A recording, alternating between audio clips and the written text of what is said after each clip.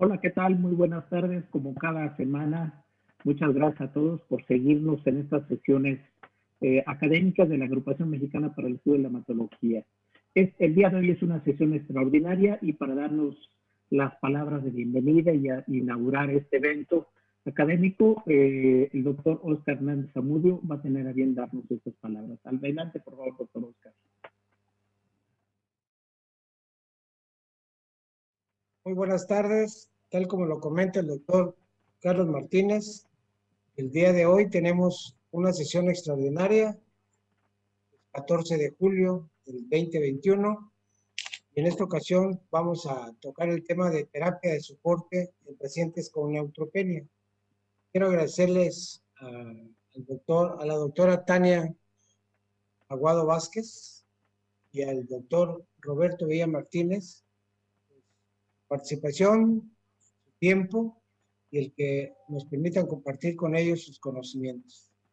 Quiero agradecerles también a todos los miembros de la AME que se conectan con nosotros semana a semana, a los grupos latinoamericanos que están muy pendientes de las sesiones que se están organizando en la agrupación, y agradecerles infinitamente a todos los que se conectan también, que disfrutan del conocimiento que imparten nuestros expertos.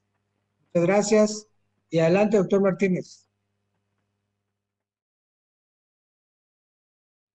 Pues bien, muchas gracias al doctor Óscar Hernández, nuestro presidente, por darnos la bienvenida en este evento académico, en una sesión extraordinaria, como ustedes lo saben, desde hace varios meses que llevamos en la Agrupación Mexicana para el Estudio de la Hematología y con un tema importante hoy, miércoles 14 de julio, fundamental creo que para muchas áreas de la medicina, en especial de la hematología y oncología, es la terapia de soporte en pacientes con neutropenia. Es un reto que vivimos continuamente en los servicios de hematología y yo creo que al final de esta sesión nos vamos a quedar complacidos y aclarar algunas dudas con respecto a estos temas. Así que, pues, en primer lugar, como ustedes saben, me mando quién es la mesa directiva que ha permitido esto. Por supuesto, a nuestro presidente agradecer que haya permitido que se estén llevando a cabo estas sesiones semana tras semana desde hace prácticamente desde el inicio de esta pandemia, al doctor Óscar Hernández Zamudio y al resto al grupo colaborador de esta mesa directiva actual.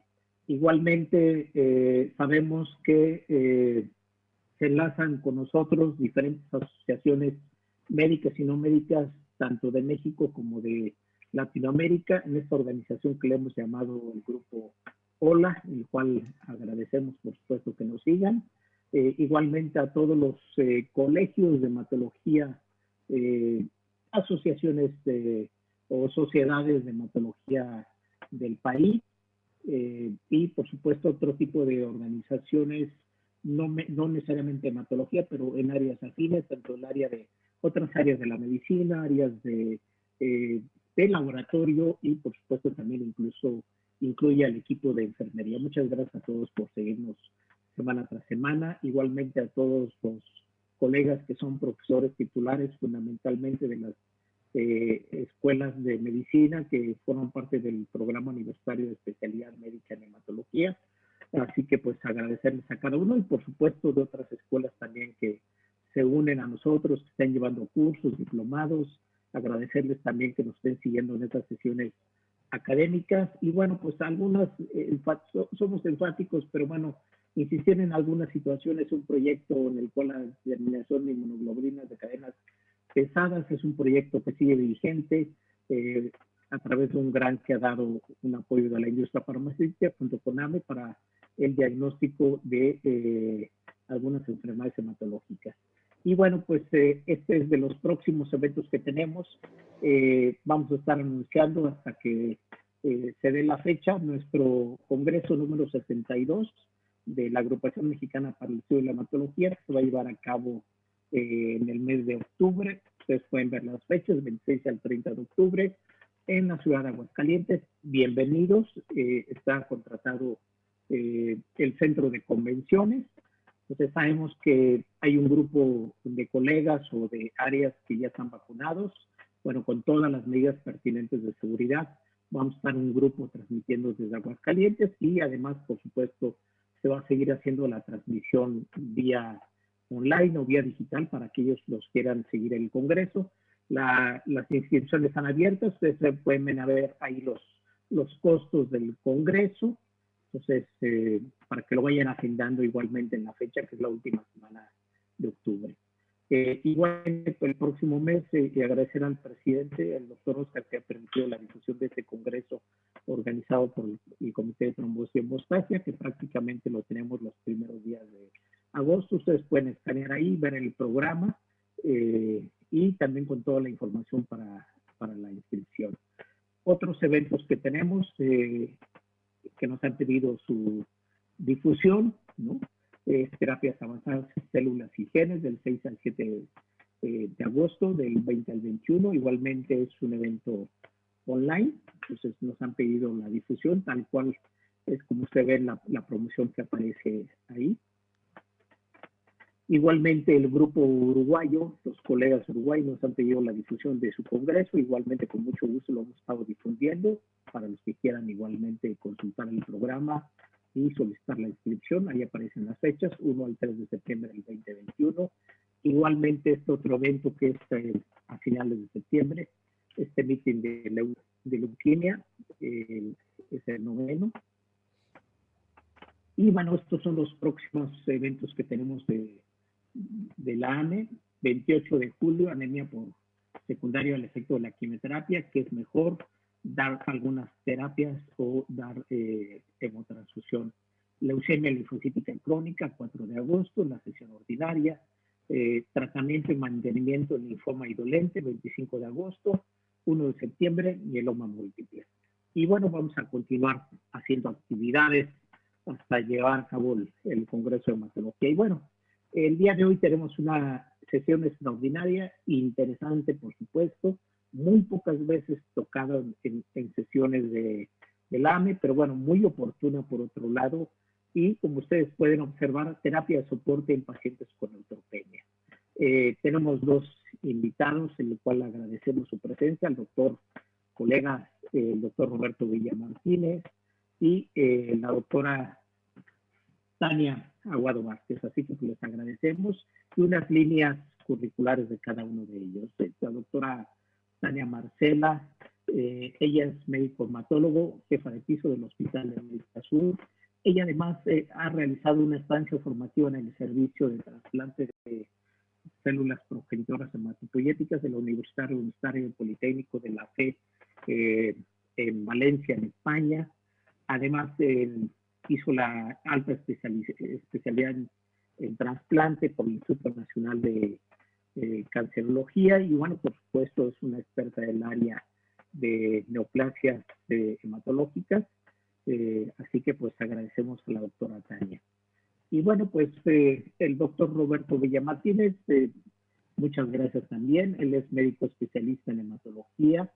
Él ha fungido desde hace tiempo, se ha dedicado su área fuerte, entre otras áreas, por supuesto, es el área de trasplantes, y actualmente es el jefe de la unidad de trasplante en el Hospital Ángeles Lomas, y dirige el grupo cooperativo de hemopatías malignas. Y bueno, pues tiene diversas publicaciones enfocadas a leucemia linfocítica crónica y mieloide crónica. Y bueno, ha participado en diversos estudios, ensayos clínicos, en el estudio AGIL, y el estudio es un estudio fase 3 aleatorizado y controlado placebo con ivosidenib en combinación con azacitidina en pacientes con LMA. Así que pues agradezco a los dos, y bueno, pues sin más preámbulo vamos a ceder la palabra, no sin antes ponerles nuestros datos de contacto para los que nos siguen tanto en México como en América Latina. Si quieren difundir, por favor, algún evento, por favor, háganlo saber. Y ya una vez que nos hagan llegar su información, el doctor Oscar, que es nuestro presidente, pues él es el responsable de dar los avales para que nos hagan, podamos hacer la difusión de estos eventos. Así que, y nuestros datos de contacto y el sitio web para que nos hagan consultar. Así que, pues, muchas gracias y nos vemos nuevamente al final de la sesión. Avanzamos, por favor. Gracias.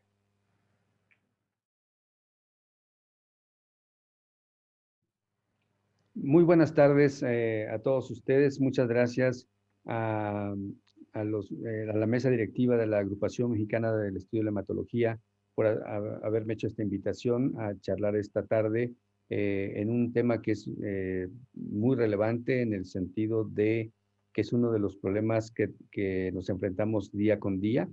El impacto de la prevención de la neutropenia febril en pacientes con neoplasias hematológicas. Esta citopenia que es más profunda que cualquiera otra que enfrentemos, es muy importante, ahora lo vamos a ir viendo. Con esto declaro que no tengo ningún conflicto de interés para presentar esta charla.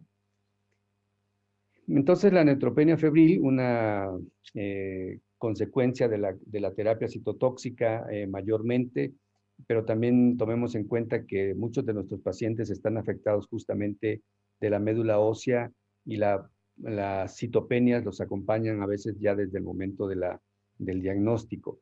Debemos catalogarla como una urgencia médica que requiere una evaluación urgente, que debemos tomar medidas terapéuticas con antimicrobianos, generalmente en forma empírica de amplio espectro, al momento de que diagnosticamos una neutropenia febril, que tenemos que hacer un monitoreo cuidadoso del paciente y debemos mitigar el riesgo de complicaciones. Esto es lo más urgente. La fiebre en presencia de neutropenia, pues obviamente nos puede alterar todo el plan que tenemos para el paciente, provocando retrasos en los siguientes ciclos de quimioterapia y por supuesto que puede afectar también el objetivo del tratamiento y el pronóstico del paciente. Y desde el punto de vista de lo que implica esta situación, pues aumenta la morbilidad y por supuesto la mortalidad en los pacientes con neutropenia febril y por supuesto también los costos de la terapia del paciente con cáncer. Esta escala, que es la más aceptada hoy en día para neutropenia febril, la MASC, como se llama, nos permite identificar rápidamente pacientes de bajo riesgo o riesgo alto de complicaciones por la neutropenia y toma en cuenta pacientes que pueden estar asintomáticos, lo cual les da un puntaje de 5 puntos y moderados 3 puntos. Toma en cuenta la presión arterial sistólica, que esté por arriba de 90 y esto nos lo da como normal, nos aporta 5 puntos. Que no haya enfermedad pulmonar, en este caso obstructiva crónica, pero en general que el pulmón esté sano, también nos da 4 puntos. Si la neutropenia se debe a tratamientos de tumores sólidos y que no han tenido infecciones fúngicas previamente, también nos da otros 4 puntos. Que no esté deshidratado el paciente, que el estado pueda ser ambulatorio el manejo y que tenga una edad menor de 60 años, nos da un puntaje que luego lo vamos a ver más adelante, nos hace un corte de 21 puntos. Aquellos que están por arriba de 21 puntos son de bajo riesgo y los que están por debajo de 21 puntos son de alto riesgo. Recientemente el doctor Zimmer y Freifel nos hacen este algoritmo para el manejo de la neutropenia, justamente utilizando la escala MASC, y cuando se decreta que el paciente tiene más de 38.3 grados centígrados y una cuenta absoluta de neutrófilos de menos de 500 por microlitro, debemos catalogar al paciente de bajo riesgo y estos pacientes, como ya dije, si tienen una escala de más de 21 puntos, si es un tumor sólido, si la neutropenia puede no durar más de 7 días, y si hay una instabilidad hemodinámica, es de bajo riesgo y se puede hacer un manejo ambulatorio. Obviamente debemos tomar desde el principio hemocultivos, valorar los síntomas que tiene el paciente. Si vamos a manejar la terapia intravenosa, igual. Observar al paciente se recomienda desde el inicio unas horas en la clínica para tener claro que el paciente está estable y darle seguimientos cada 24 horas clínicos. También debemos tomar en cuenta si el paciente no tiene una profilaxis con quinolonas, la podemos establecer.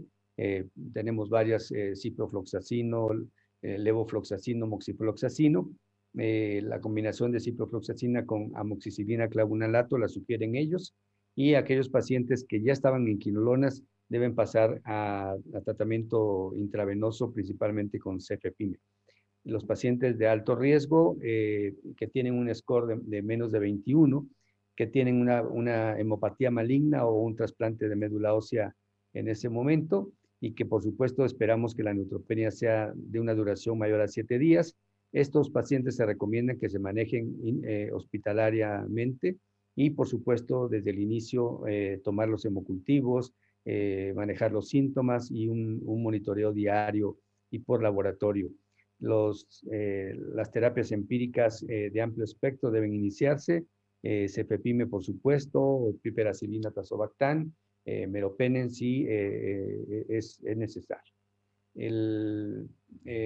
72 horas después de que iniciamos la terapia empírica, debemos valorar juiciosamente al paciente y valorar si aquellos pacientes de bajo riesgo están todavía con fiebre o ya no tienen fiebre. Y dependiendo de esto vamos a ver si tienen fiebre, pues los vamos a hospitalizar y empezar a manejarlos en forma de antibióticos intravenosos, y si ya tenemos los cultivos positivos, dirigir la terapia en forma específica. Si ya no hay fiebre, bueno, podemos valorar si el paciente debe continuar con la terapia que le establecimos, si lo vamos a hacer hasta que los neutrófilos se recuperen a más de 500, o también podríamos interrumpir en algún momento, si así lo considera el centro, la terapia que lleváramos, y ya con la recuperación de neutrófilos se podría recuperar. Aquellos de alto riesgo, por supuesto, si persisten con fiebre, hay que irnos directamente a evaluar imagen, valorar otros focos infecciosos, y si hay una infección documentada, pues dirigir la terapia hacia el germen en cuestión, y si no la tienen y ya estábamos usando vancomicina, la podemos suspender. Si el paciente ya no tiene fiebre, pues igual revisar todos los resultados de cultivos, se puede descontinuar la vancomicina si es que no fue un coco gram positivo, y si hay una infección documentada, igualmente dirigirla, completar el esquema de antibióticos, y si el paciente ya no tiene fiebre, pues continuar hasta que los neutrófilos se recuperen. Todas estas medidas, como se pueden ver, muchas de estas se llevan a cabo todos los días en los centros en los que laboramos. Sin embargo, pues no podemos bajar la guardia, puesto que esto muchas veces puede ser la diferencia entre conservar la vida o no, o bien tener la eficacia que queremos. Y aquí vamos a ver qué medidas profilácticas podemos utilizar. Existen las medidas de soporte, por supuesto, la higiene respiratoria, evitar que el paciente contraiga infecciones por vías respiratorias. La higiene de manos es muy importante. Si el paciente no tiene algunas vacunas que podrían ser administradas en ese momento, vale la pena hacerlo. Sabemos que en pacientes en trasplante de médula ósea esto no será posible sino hasta muchos meses después del trasplante, pero también reducir las exposiciones ambientales nos van a ayudar.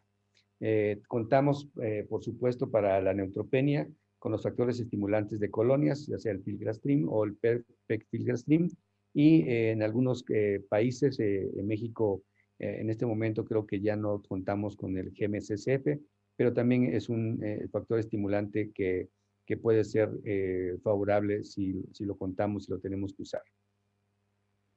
Y aquí voy a pasarme a esta experiencia que tenemos en el Hospital Ángeles Lomas, donde hemos evaluado, y aquí agradezco la contribución de la doctora Claudia Cristina Barrera, quien en su momento participamos en este ensayo, en el cual valoramos pacientes febriles con neutropenia, con neoplasias hematológicas que ingresaron para quimioterapia o trasplantes de médula ósea en el Hospital Ángeles Lomas. Ya sabemos que la neutropenia febril tiene una incidencia y es muy diferente en tumores sólidos que en neoplasias hematológicas. En tumores sólidos puede ocurrir desde un 10 al 30%, y esto sabemos que en gran parte se debe a que o los regímenes de quimioterapia son menos mielotóxicos, o también que la médula ósea está preservada por la enfermedad. Y en las neoplasias hematológicas pues justamente de ahí parte gran parte de las patologías a las que nos enfrentamos, y generalmente el 80 o más % de los pacientes van a tener neutropenia que puede ser febril o en muchos de los casos. En este estudio, lo importante era describir los episodios de neutropenia febril y en pacientes de quimioterapia intensiva o trasplantes hematopoyéticos. Este periodo de estudio lo llevamos a cabo de marzo del 2010 a mayo del 2014 y como criterio absoluto era fiebre mayor de 38.3 y neutropenia menor de 500.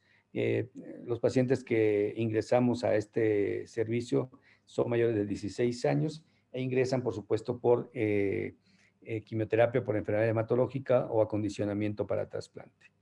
En ese periodo reclutamos a 118 pacientes que ingresaron al área de aislamiento. 42 pacientes fueron pediátricos, los cuales quedaron fuera por edad, fueron excluidos. De los 76 que eran mayores de 16 años, 37 no cumplieron los criterios de fiebre y neutropenia, y un paciente era de tumor sólido, con lo cual también fue eliminado, y nos quedaron 38 pacientes para el estudio. Como pueden ver ahí, la mayor parte de los pacientes, 28 pacientes ingresaron para quimioterapia intensiva y 10 pacientes para trasplante de médula ósea. Los resultados que tenemos en cuanto a las enfermedades que tenían estos pacientes: tenemos leucemia linfoblástica aguda. Disculpa a todos porque quedamos desconectados de internet. Estábamos hablando de la estancia hospitalaria de nuestros pacientes y decía yo que en trasplante de médula ósea fue de 36 días, mientras que en quimioterapia 21 días. Tuvimos una mortalidad por esta causa en pacientes trasplantados del 50% y en no trasplantados del 14.2%.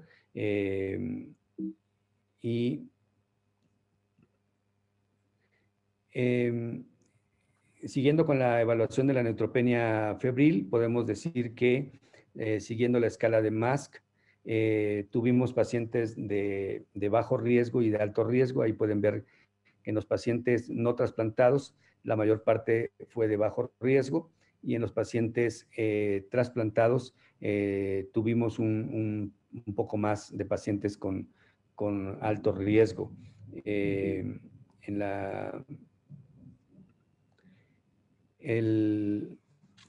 La neutropenia se instaló en quimioterapia a los 5 días y en trasplante generalmente a los 8 días. Alcanzamos los 500 neutrófilos o menos, y fueron las diferencias en días entre los dos grupos de quimioterapia o trasplante.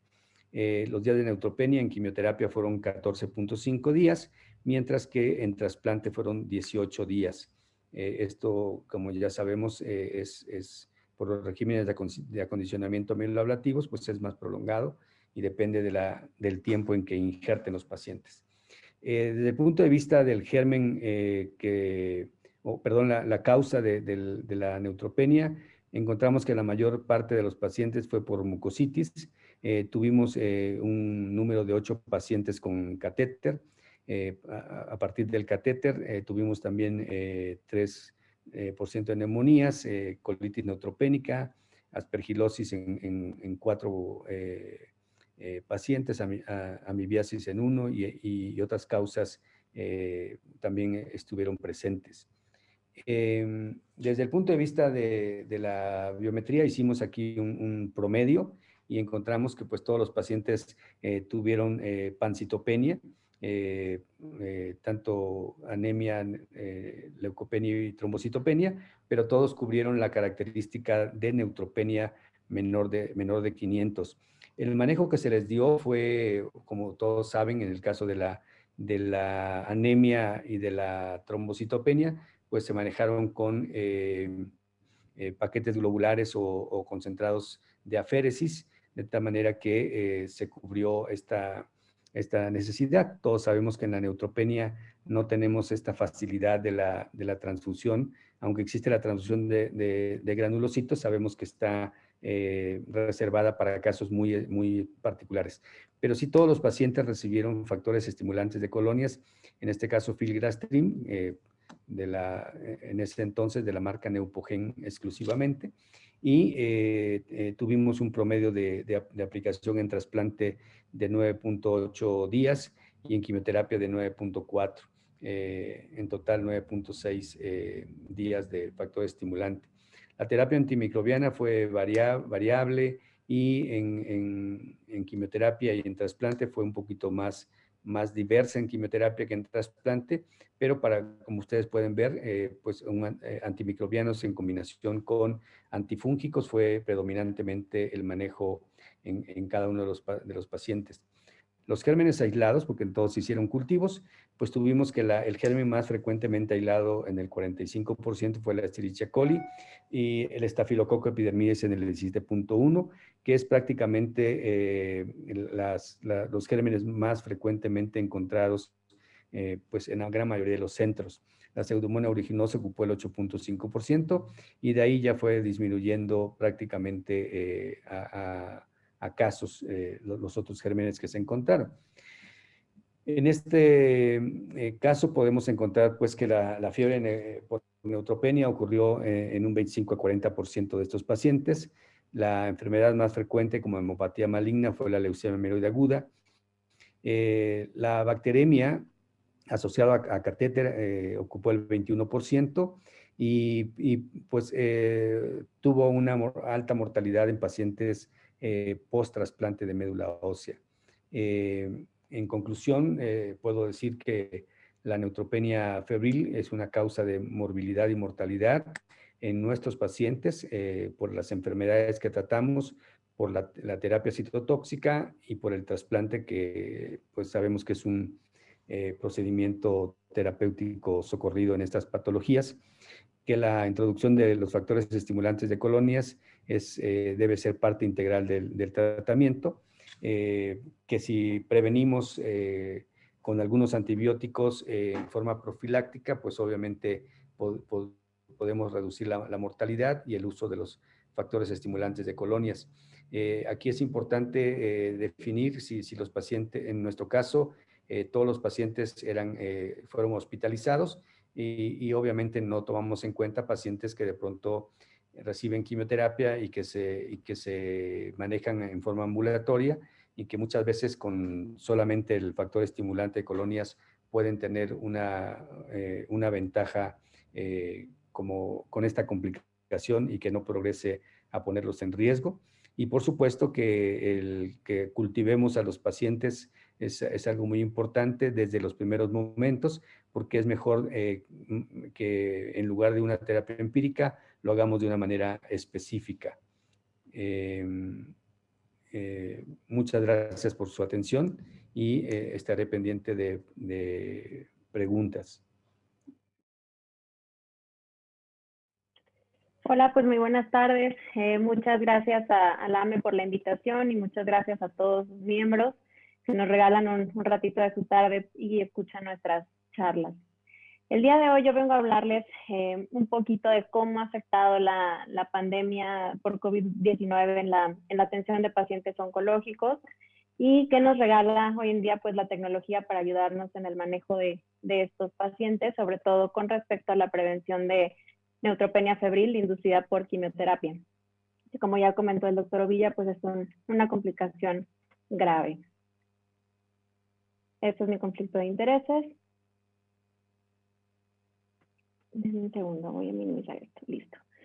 Bueno, pues como todos sabemos, la COVID-19 ha impactado de manera importante en la atención de los pacientes con cáncer.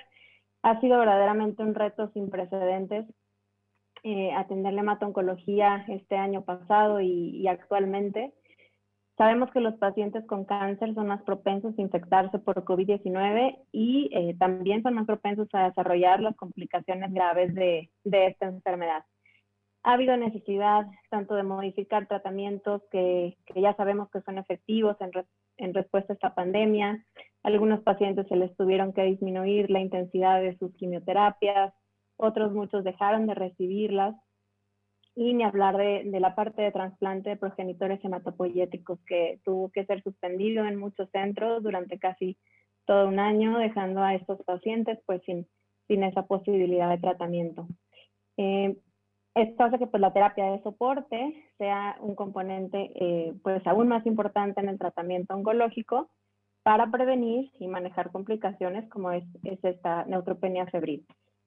Así como otras complicaciones, trombocitopenia, sangrado, eventos tromboembólicos que sabemos que nuestros pacientes oncológicos están expuestos. Entonces, como ya mencionó el doctor Ovilla, pues la neutropenia febril es la presencia de fiebre en un paciente con cuenta baja de neutrófilos, menos de 500 o menos de 1000 en algunas fuentes. Es una complicación grave del tratamiento oncológico. Que todos hemos tenido experiencia en su tratamiento, en su prevención. Típicamente requiere hospitalización y pues nos aumenta mucho la mortalidad de los pacientes, tanto por la misma infección, la sepsis, también nos retrasa la administración de quimioterapias posteriores, también nos hace en ocasiones reducir las dosis o reducir la intensidad del tratamiento o incluso descontinuarlo. Para eso, una piedra angular en la prevención de la misma es el factor estimulante de colonias de granulocitos de manera profiláctica, que pues sabemos que nos ayuda a reducir la incidencia de neutropenia febril, nos reduce la mortalidad relacionada a la infección y pues permite mantener la intensidad del esquema de quimioterapia deseado o propuesto para el paciente. ¿Qué pasaba antes de la pandemia por COVID-19? Pues nosotros generalmente pues, evaluamos la enfermedad del paciente, qué esquema de quimioterapia le estamos dando al paciente, si son dosis altas de quimioterapia, si es quimio intensiva, si es una quimioterapia estándar, los factores de riesgo inherentes a cada paciente y también cuál es la meta de nuestro tratamiento, si es una quimioterapia con intención curativa o si es con intención paliativa. De esta manera poníamos a los pacientes en riesgo. El riesgo alto, que tenían los pacientes más de 20% de riesgo de presentar neutropenia febril, eran los que 100% candidatos a recibir factor estimulante de colonias de manera profiláctica. Aquellos pacientes con riesgo intermedio, de 10 a 20% de riesgo de presentar esta complicación, pues se podía considerar dar el factor de acuerdo a algunos factores propios del paciente, que ahorita vamos a mencionar. Y aquellos pacientes con riesgo bajo, pues no era 100% necesario usar el factor. ¿Cuáles son estos factores de riesgo inherentes al paciente? Pues el uso de quimioterapia o radioterapia previa, que el paciente haya presentado neutropenias persistentes, que tenga infiltración de la médula ósea por el primario conocido, que haya tenido cirugías recientes o heridas abiertas, que presente fallo hepático, lesión renal, que sea un paciente mayor de 65 años que esté recibiendo quimioterapia a dosis completa. Si el paciente tenía alguno de estos factores de riesgo, pues será bastante recomendable establecer la terapia profiláctica con factor estimulante de colonias de granulocitos. ¿Qué pasa ahora en esta era de la COVID-19? Pues establecieron una serie de recomendaciones a nivel mundial en las cuales, valga la redundancia, se recomendaba que pacientes con quimioterapia de bajas dosis o sin intento curativo, pues darles una menor intensidad de tratamiento, ¿no? Exponerlos menos a las complicaciones si es que se llegaran a infectar por COVID. También se recomendó extender el uso de factores estimulantes de colonias a pacientes que tuvieran bajo riesgo o intermedio de presentar neutropenia febril, o sea, ya no solamente los de alto riesgo. Y también, pues, insistir en la autoadministración del fármaco en casa, entrenando de alguna manera al paciente para evitar que el paciente regresara al hospital, que tuviera contacto con personal de la salud, que tuviera contacto con más personas en transporte público, etcétera. Entonces, también se recomendó el uso de factores de larga duración, por ejemplo, pegfilgrastim, que pues reduce el contacto de los pacientes con el medio hospitalario porque pues solamente es de una sola aplicación. El uso de antibióticos profilácticos, definitivamente, si es que se presentara la neutropenia, también fue recomendado. Y las consultas por telemedicina, que yo creo que todos nos llegamos a acostumbrar ya en este año a hacer algunas consultas por telemedicina para no exponer a los pacientes inmunocomprometidos. La meta de estas recomendaciones pues, fueron mantener a los pacientes libres de infección por COVID-19 y fuera del hospital. Este es un artículo, por ejemplo, de un centro hospitalario en Beijing, donde se estudiaron 66 pacientes con linfomas B agresivos, entre ellos eran linfomas de Burkitt, linfomas difusos doble hit, doble expresores, primarios mediastinales, que recibieron dosis altas de POCH como tratamiento de su neoplasia, más factor estimulante de colonias. 33 pacientes se designaron a recibir pegfilgrastim durante este año de pandemia y se tomó un control histórico con otros 33 pacientes con neoplasias y características similares que recibieron la misma quimioterapia y se les dio filgrastim como protocolo hospitalario de ese centro. Y pues vieron que la incidencia de neutropenia febril y hospitalización relacionada a neutropenia febril fue más baja con el uso de PEG, 10.4% versus 20.2% con filgrastim, y 1.7% versus 7.3% relacionado a hospitalizaciones por fiebre y neutropenia.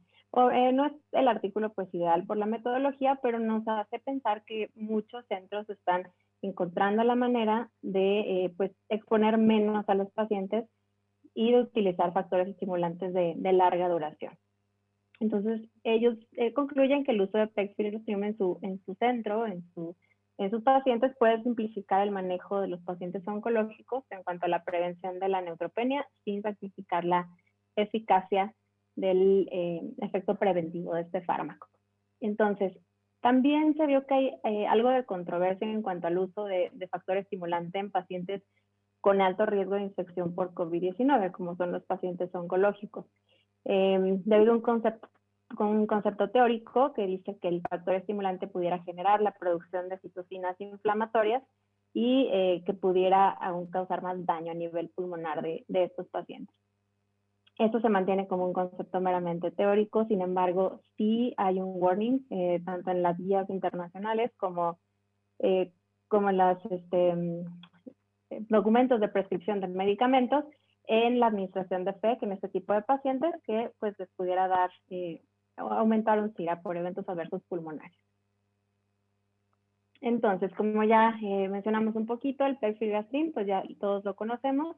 La dosis es de 6 miligramos, es de origen de ADN recombinante, expresado en Escherichia coli, y este se conjuga con un compuesto llamado polietilenglicol, es un compuesto de 20 kilodaltons, que hace que se disminuya el aclaramiento renal del fármaco, por lo cual aumenta su duración de manera considerable.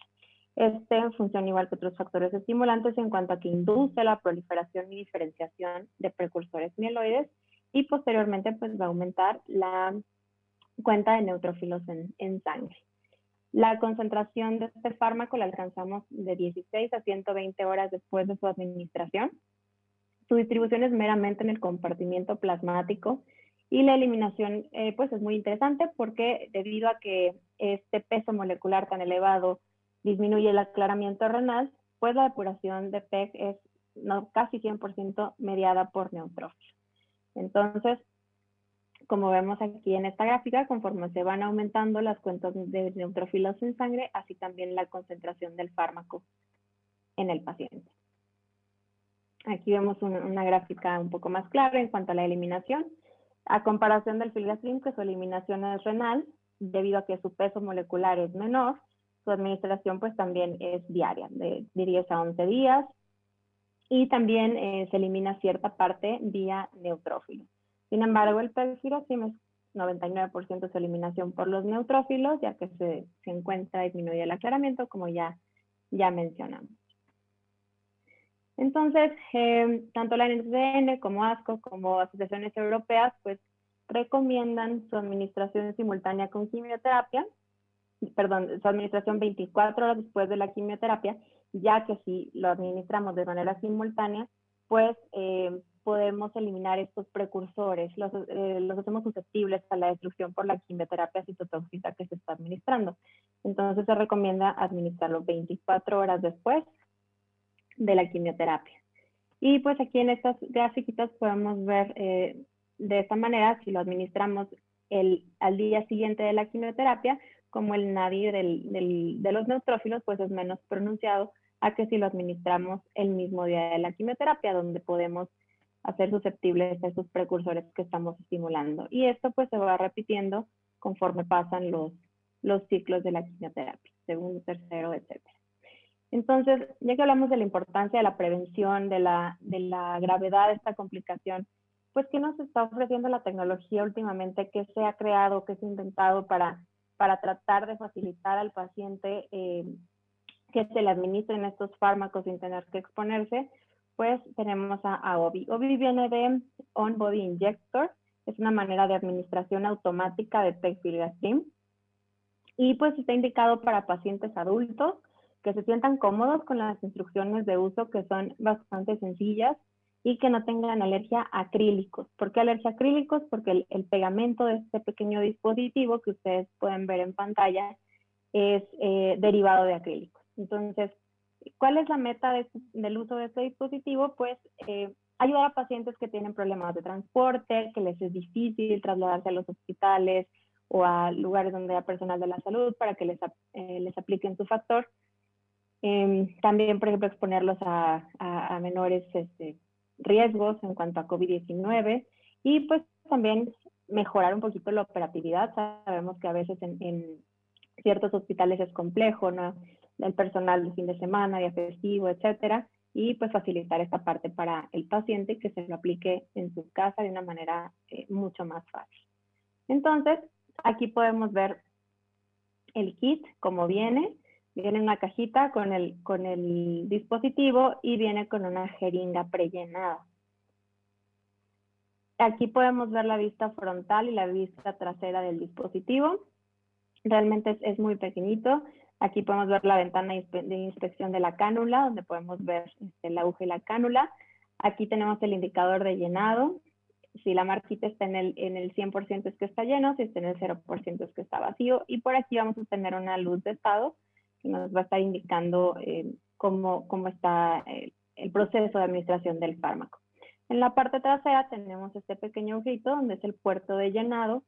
Aquí vamos a inyectar el fármaco, ahorita vamos a ver cómo. Y por aquí está la tapita de la aguja, por aquí va a salir la aguja. Una vez que nosotros llenemos el dispositivo con el fármaco, esta parte azulita que ustedes ven por aquí se retira, y aquí abajo queda el adhesivo. Entonces, para que sea un poquito más claro, es realmente muy fácil de usar. Primero hay que preparar la piel, la podemos limpiar con cualquier solución alcoholada, húmeda, dejar que seque, y posteriormente proceder a llenar el dispositivo. ¿Cómo lo hacemos? Si ustedes vieron en las diapositivas pasadas, teníamos en el kit el dispositivo y aparte una jeringa prellenada. Es importante saber que esta jeringa prellenada no es intercambiable con las que nosotros prescribimos que se venden aparte, ¿no? Esta jeringa es exclusivamente para este kit, porque viene ajustada la concentración al fármaco que se queda en el dispositivo, ¿no? Entonces, llenamos el dispositivo con la jeringa prellenada a 90 grados, muy sencillo, y después de que se llene por completo, el dispositivo va a emitir un pequeño sonido y una lucecita amarilla. Cuando esto sucede, el dispositivo está activado y tenemos exactamente 3 minutos para colocarlo en el brazo del paciente. Bueno, realmente está aprobado para colocarlo en la parte posterior del brazo o incluso en la parte periumbilical, en el área periumbilical del paciente. Se recomienda que si el paciente cuenta con un cuidador o alguien que pudiera estar monitorizando el dispositivo, se conecte detrás del brazo, o bien si el paciente se encuentra solo y lo va a monitorizar él mismo, que se conecte en la parte periumbilical. Entonces, una vez que escuchamos el bip de que ya se activó el dispositivo y la lucecita amarilla, antes de 3 minutos lo colocamos con el adhesivo y listo. El dispositivo quedó colocado. Entonces, ¿qué pasa después de que el dispositivo se coloca? Vamos a ver la luz en verde, que significa que ha sido llenado de manera correcta, que ha sido insertado de manera correcta, e inmediatamente se va a disparar una pequeña aguja subdérmica que va a dejar una canulita colocada que causa prácticamente nada de dolor al paciente y se va a quedar ahí fija. Van a pasar 27 horas antes de que el dispositivo libere el fármaco en el paciente, y cuando yo recién conocí el dispositivo me preguntaba por qué 27 horas, y la realidad es porque hay algunos centros oncológicos que prefieren colocar el dispositivo antes de administrar la quimio y que después el paciente terminando ya vaya a casa, O bien hay otros centros que prefieren, terminando la quimio, conectan el dispositivo y mandar al paciente a casa. Entonces, por este pequeño gap de 3 horas, se decide que el fármaco se libera hasta 27 horas posteriormente que se coloca. Entonces, una vez que ya es tiempo, han pasado 27 horas, se va a escuchar otro sonido y la lucecita esta verde va a empezar a tintilear. Eso significa que está empezando la administración del fármaco, la cual dura 45 minutos. Y una vez terminado, el dispositivo se apaga y listo. Si en algún momento el paciente viera esta lucecita roja, significa que algo pasó, el dispositivo no está funcionando de manera adecuada y es necesario llamar a un número que se proporciona en el kit para que inmediatamente se les proporcione una dosis de rescate. Si el dispositivo falla, es importante saber que el paciente tiene derecho a una dosis de rescate sin ningún costo para él mismo. Entonces, una vez que termina de administrarse, se apaga el dispositivo, el paciente solo lo único que tiene que hacer es despegar los bordecitos del dispositivo y remover el pegamento que queda al final con agua y jabón y listo. Se puede disponer de él en un bote o bolsa de RPBI. La aguja no queda expuesta, solamente la canulita de plástico subdérmica.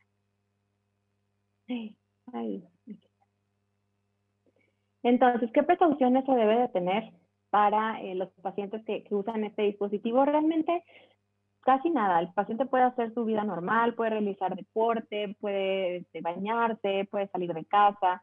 Sin embargo, se recomienda que durante las 3 horas previas al inicio de la administración de la dosis, el dispositivo se mantenga seco para reducir los riesgos de que malfuncione. Se recomienda también que no use tinas, hidromasajes, saunas, tratar de mantener como la temperatura del dispositivo lo más normal posible. Evitar lociones, cremas, sustancias o aceites, algo corrosivo en el dispositivo.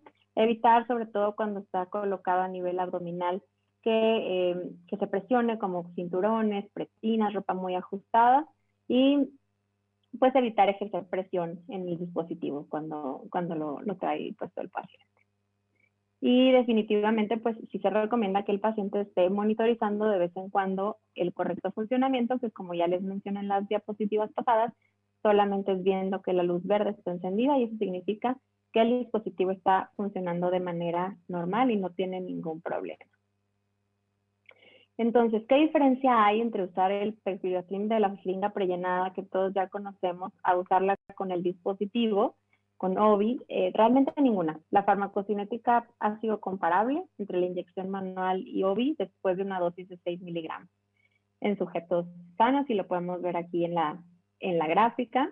También en cuanto a estimaciones de parámetros farmacocinéticos, tanto concentración máxima, tiempo de la concentración máxima, área bajo la curva y demás, ha sido prácticamente igual, tanto la jeringa de inyección manual y el dispositivo. En cuanto a seguridad y eventos adversos que se han presentado en más del 1% respecto a OBI, en sujetos sanos, los estudios farmacocinéticos realmente solo se presentó 4 casos de 134 con dermatitis del contacto por este pegamento de base acrílica, 3 pacientes con cefalea, 3 pacientes con reacciones en el sitio de inyección y 2 pacientes con dolor de espalda. Y después se estudió también en pacientes, pero pacientes oncológicos. Entonces el efecto adverso principal, más bien el único que reportaron, fue algo de irritación y enrojecimiento de la piel en un paciente de 41 pacientes estudiados. Entonces, se ha estudiado también el uso del dispositivo en el mundo real con pacientes oncológicos. Este estudio fue, por ejemplo, en un solo centro. Fueron los 41 pacientes que les mencioné que recibieron quimioterapia, puros adultos, en donde está indicado el fármaco de 18 a 80 años, de septiembre de 2015 a enero de 2016, y se aplicaron 104 dosis de Pegfilgrastim vía el dispositivo.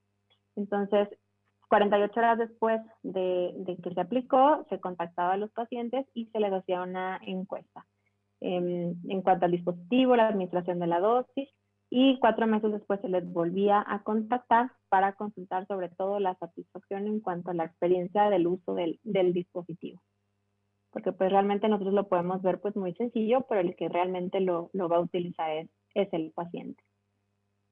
Y los pacientes, en este caso, reportaron algunos problemas durante la liberación. Realmente de 104, solo 3 presentaron filtración y fuga, probablemente que no estaba bien adherido a la piel el dispositivo. 3 pacientes sí presentaron neutropenia febril.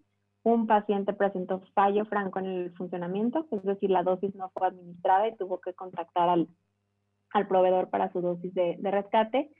En un paciente el OBI se despegó solito y en otro paciente presentó irritación y enrojecimiento de la piel. Sin embargo, pues en estos pacientes se ve también que al adquirir una mayor experiencia con la colocación del dispositivo, pues los casos de falla se reducían. A lo mejor el primer ciclo fue el más, pues no complejo, sino diferente.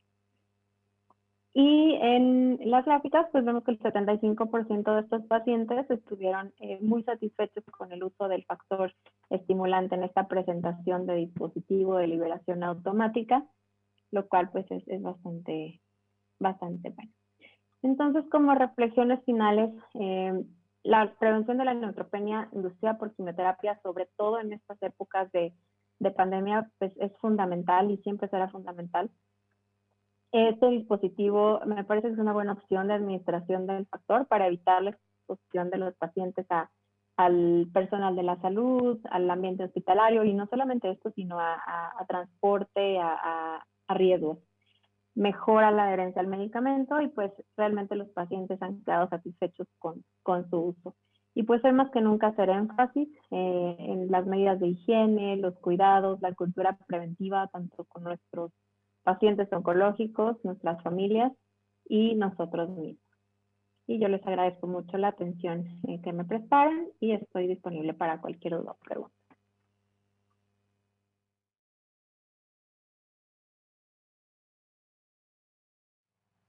Pues bien, muchas gracias a la doctora y al doctor Villa por su presentación de manejo del paciente con neutropenia.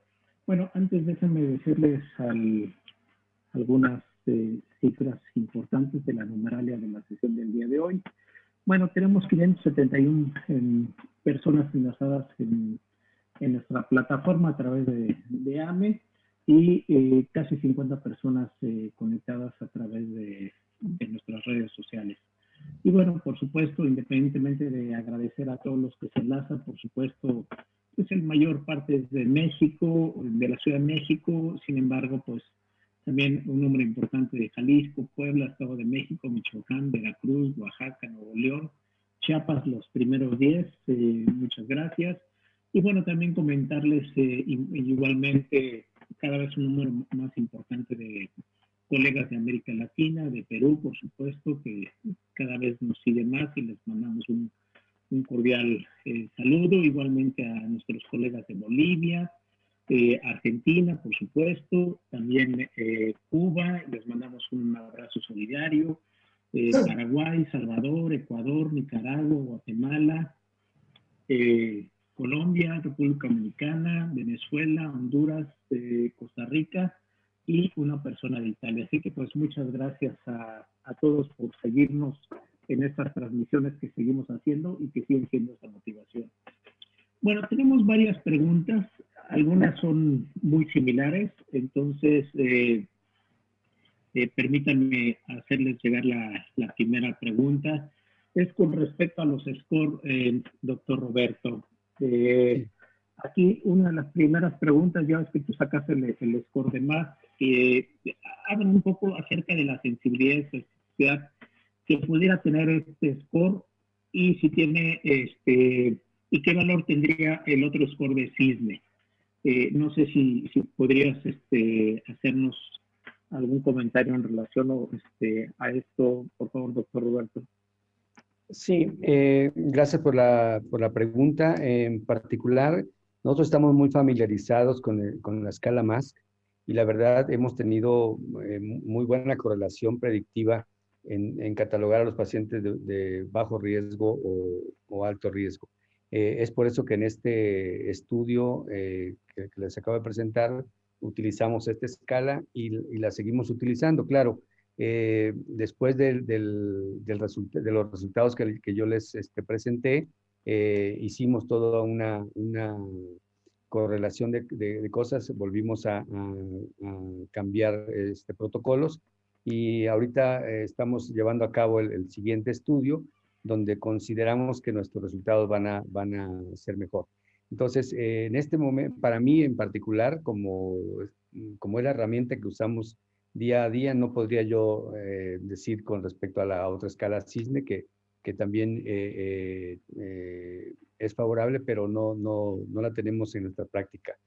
Quizás mi respuesta sería que con la que estemos familiarizados, pero que no dejemos de evaluar al paciente desde el punto de vista de riesgo.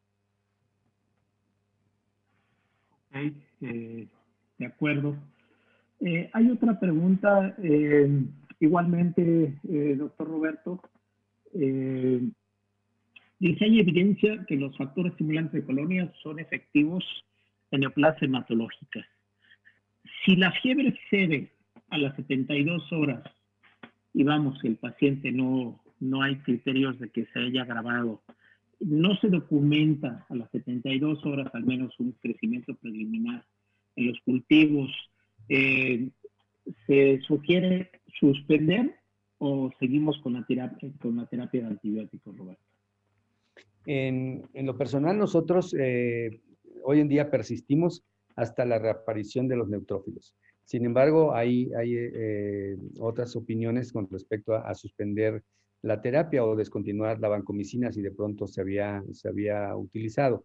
Es importante, sobre todo en trasplante de médula ósea, nosotros no lo hacemos hasta que tenemos el injerto bien establecido, y en pacientes con quimioterapia realmente podemos obtener más fácilmente los neutrófilos, pero nuestra práctica implica no suspender hasta tener la cuenta de neutrófilos. También en los últimos años hemos utilizado ya el pegfilgrastim, no en la modalidad de OBI como explicó Tania, pero sí en inyección intrahospitalaria, y la verdad también hemos tenido buen resultado. En el siguiente estudio seguramente vamos a informar estos resultados. Bien, muchas gracias, doctor Roberto. Bueno, doctora Tania, hay algunas preguntas que igualmente yo creo que a lo mejor de alguna u otra forma las comentaste, pero bueno, hay algunas dudas.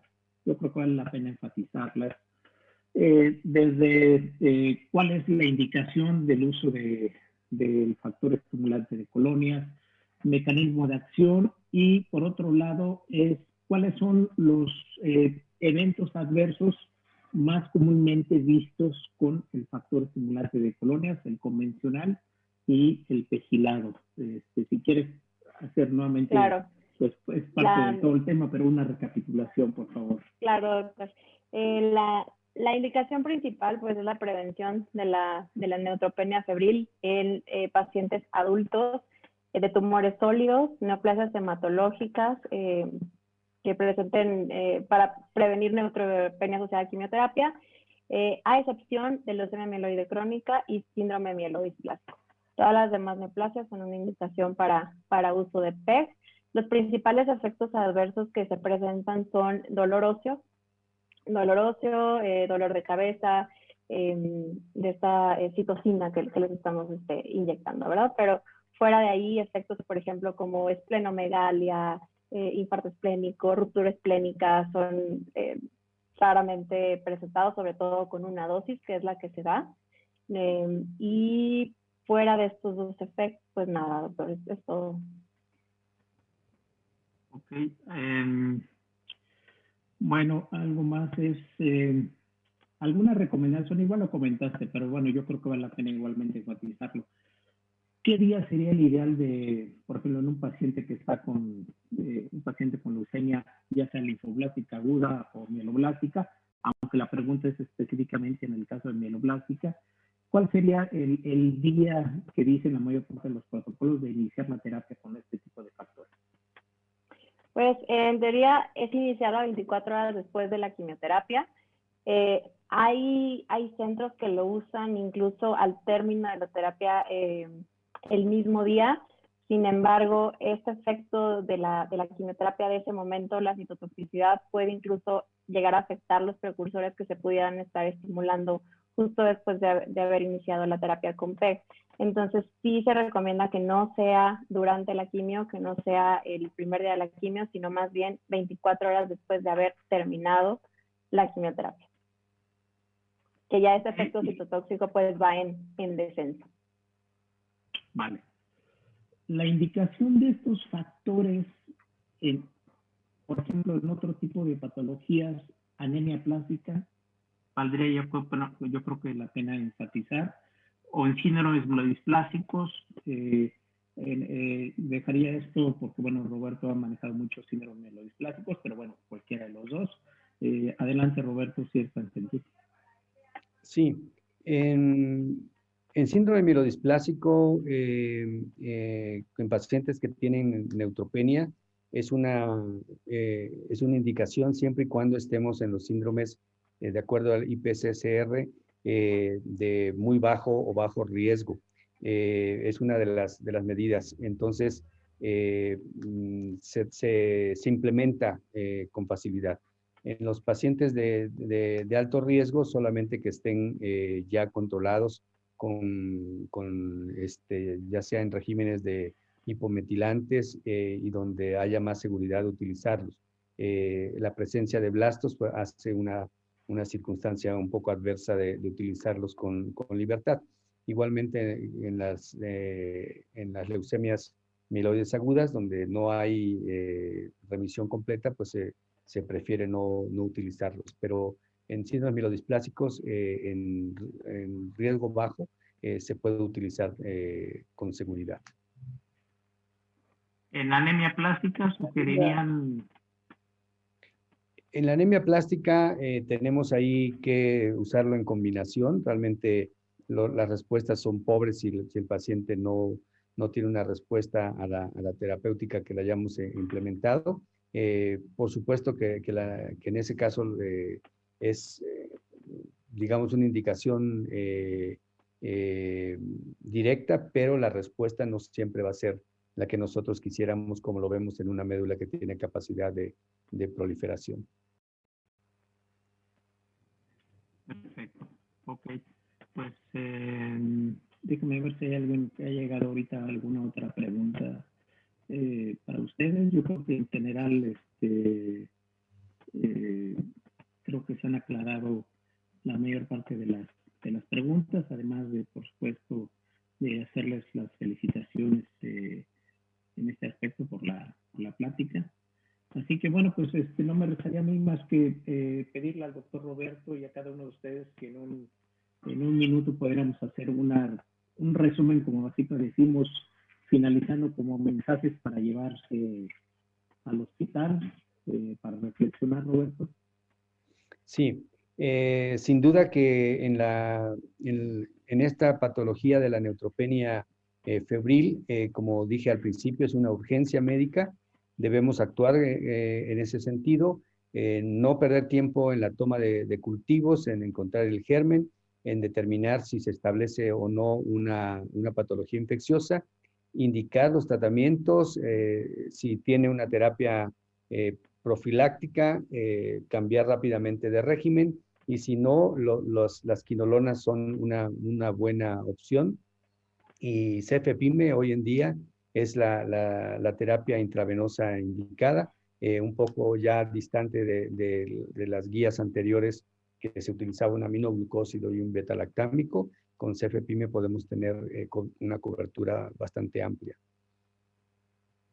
Okay. Gracias, Roberto. Doctora Tania, ¿sienta sentir?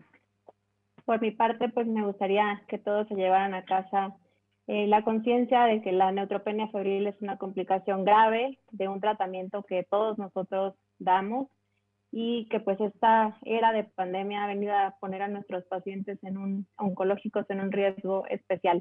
Entonces, que si antes los cuidábamos de las neutropenias febriles, ahora los tenemos que cuidar más. Que no dejemos de lado el uso de factores estimulantes, de colonias, para prevenir la neutropenia febril y pues todas las complicaciones que conlleva. Pues muchas gracias, Roberto. Igualmente, nuevamente, doctora. Gracias a ustedes. Por su claridad en la exposición del tema. Doctor Oscar, estamos cerrando con casi 650 asistentes. Un saludo a todos, muchas gracias. Y bueno, pues doctor Oscar, te cedo la palabra para que hagas el cierre de este evento. Gracias. Muchas gracias, doctor Martínez. Pues no me queda más que agradecerle a la doctora Tania Aguado y al doctor Roberto Villa, pues sus conceptos tan valiosos, su tiempo y su gran capacidad para expresar lo que nos hace falta a veces, escuchar. Gracias, Roberto. Gracias, doctora Tania. Agradecerles a todos los miembros de la agrupación que se han conectado, a todos los grupos latinoamericanos, enfermeras, químicos, que aunque no son de AME, pertenecen también a nuestro grupo. Quiero agradecerle así en forma particular a la licenciada Castro y a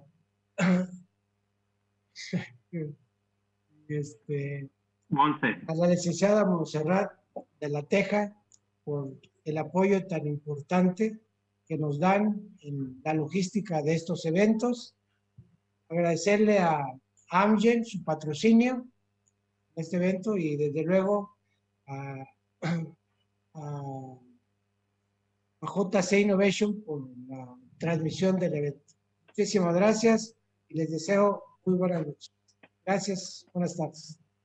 Muchas gracias.